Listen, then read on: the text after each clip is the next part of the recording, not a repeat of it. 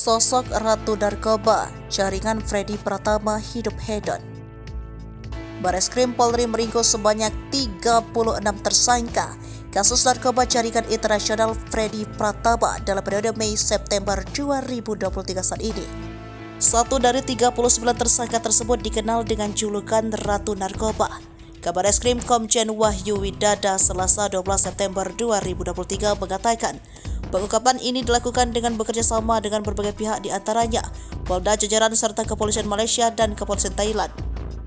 Salah satu tersangka yang ditetapkan itu adalah seorang selebgram asal Palembang inisial APS.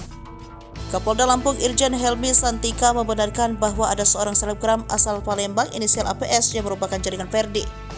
APS diamankan berdasarkan adanya pendalaman yang dilakukan terhadap suaminya. Suami APS yakni berinisial K juga merupakan narapidana yang sedang menjalani hukuman di Nusa Kambangan, Jawa Tengah. Menurut Helmi, sejumlah barang bukti telah diamankan dari tersangka APS.